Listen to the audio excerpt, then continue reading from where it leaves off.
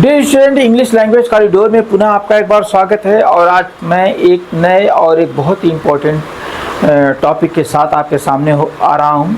यह है English for job interview. इसमें हिंदी टिप्स मैं आपको दे रहा हूँ, ज़्यादा ध्यान दीजिएगा।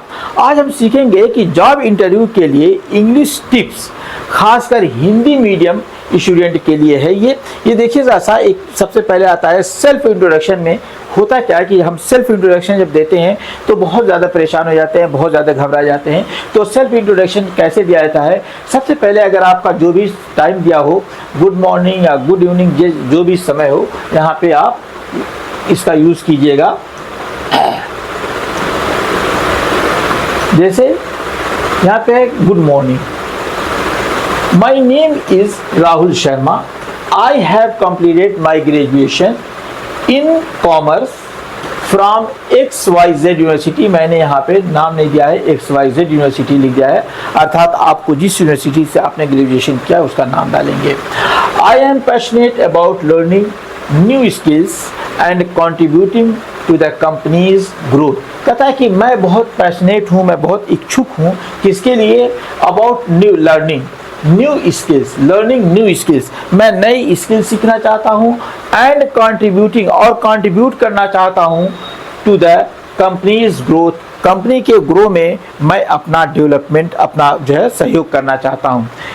फ्रेंड्स, ये एक सबसे इम्पोर्टेंट चीज़ होती है कि जब आप जॉब इंटरव्यू में जाएं तो बहुत हाई फाई इंट्रोडक्शन न दें, ये शार्ट इस तरीके की इंट्रोडक्शन तैयार करें। टिप्स 2 है common question, tell me about yourself, अपने बारे में बताएं। Why should we hire you, हम आपको यहाँ हायर क्यों करेंगे, हम यहाँ पर आपको नौकरी पर क्यों रखेंगे, ये एक सवाल होता है। इसका सवाल आप अपनी कंपनी और अपने सिस्टम के अनुसार देंगे। तीसरा इसमें जो आता है, अगली बात आती है what are your strength and weakness, आपकी स्ट्रेंथ अर्थात ताकत और आपकी कमजोरी क्या है, आपकी अच्छाई क्या है, आपकी बुराई क्या है, आप बताइए। अच्छाई और बुराई मैंने शब्द यूज़ कर दिया, ये फ्लुएंसी में, फ्लो में मैंने यूज़ कर दिया। यहाँ पे स्ट्रेंथ और वीकनेस इंसान की कुछ जो है कमजोरियाँ होती हैं और कुछ जो है अच्छाइयाँ होती हैं, वो उसी के बारे में बोलता है। कमजोरी के माने बुराई कतई नहीं होता, ये ध्यान दीजिएगा। अगला टिप मैं आपको दे रहा हूं कि 3 है बॉडी लैंग्वेज। एक बात ये ध्यान दीजिएगा, इसका बहुत इंपॉर्टेंट, बहुत असर पड़ता है बॉडी लैंग्वेज का। यदि आप जो है अगर किसी इंटरव्यू में जाते हैं तो जो बॉडी लैंग्वेज के बारे में जो बात करते हैं, जो पढ़ाते हैं, उसके बारे उसको ज़रूर देख लीजिए, उनसे ज़रूर मिल लीजिए कि किस तरीके की बॉडी लैंग्वेज किस तरह के लोगों को अट्रैक्ट करती है। तो बहुत से ये हैं, उसको ध्यान दिया जाता है। इसके बारे में ज़रूर जानिएगा कि आप किस तरीके के इंटरव्यू। देखिए यहाँ पे मैं इसको ला सकता था बॉडी लैंग्वेज को, लेकिन हमारे यहाँ बेरोज़गारी इतनी ज़्यादा है कि हमें जो भी जॉब मिलती है हम उसमें इंटरव्यू में शामिल हो जाते हैं। क्या करें, मजबूरी है, हमारे पास पैसे नहीं है, हमें काम चाहिए, लेकिन काम की दिन ब दिन कमी होती जा रही है और हमको करना क्या पड़ता है कि हमको दूसरी जगहों पे जाके काम करना पड़ता है। और जब हम दूसरी जगह पे काम करते हैं तो हमें जो भी काम मिलता है हमें वो करना पड़ता है। तो डिफरेंट तरीके के काम के लिए हमारा डिफरेंट एटीट्यूड होता है, डिफरेंट तरीके से सोचते हैं। तो इसीलिए मैंने यहाँ पे कोई पार्टिकुलर चीज़ नहीं दी आपको।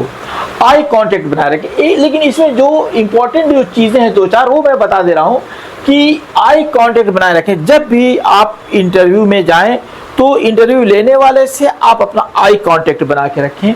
इसमें दूसरी सबसे चीज़ है कि स्माइल बहुत ज़्यादा नहीं होनी चाहिए, बल्कि हल्की सी स्माइल होनी चाहिए। ऐसा ही अगर ये हो कि आप फेस से ही चेयरफुल दिखें, वो भी शानदार है, वो भी अच्छा है। हैंड्स को आराम से रखें, अब अर्थात जैसे हम लोग पढ़ाते हैं या हम लोगों ने कोई बहुत ज़्यादा बॉडी लैंग्वेज का कोर्स नहीं किया है, तो जब पढ़ाते हैं तो बहुत ज़्यादा हम लोग अपने हैंड का यूज़ करते हैं, यूँ यूँ यूँ। और जानते हैं हैंड का यूज़ कब किया जाता है? ये जान लीजिएगा कि हैंड का यूज़ जब ही होता है जब आप अपने माउथ से अपना एक्सप्रेशन नहीं दे पाते हैं। सबसे बड़ी चीज़ ये जानिएगा, यानी कि सामने का अगर एक अच्छा आदमी है, वो आपका इंटरव्यू ले रहा है, तो तुरंत समझ जाएगा कि आपकी ओरल कैपेसिटी वीक है। जिसकी वजह से आप अपने हाथ का बहुत ज़्यादा प्रयोग कर रहे हैं, तो हाथ का बहुत ज़्यादा प्रयोग नहीं करना चाहिए। नेक्स्ट टिप्स देख लेते हैं। क्लोजिंग स्टेटमेंट, जब एंड में बोले thank you for giving me this opportunity, I am looking forward to working with your team. कहता है कि मैं आशान्वित हूँ कि मैं आपकी टीम में के साथ मैं काम करूँगा, आपने मुझे मौका दिया, मैं इसके लिए आपको थैंक्स देता हूँ इस अपॉर्चुनिटी के लिए, और फिर आशा करता हूँ कि आप आगे मुझे जो है अपनी कंपनी के साथ काम करने का मौका भी देंगे।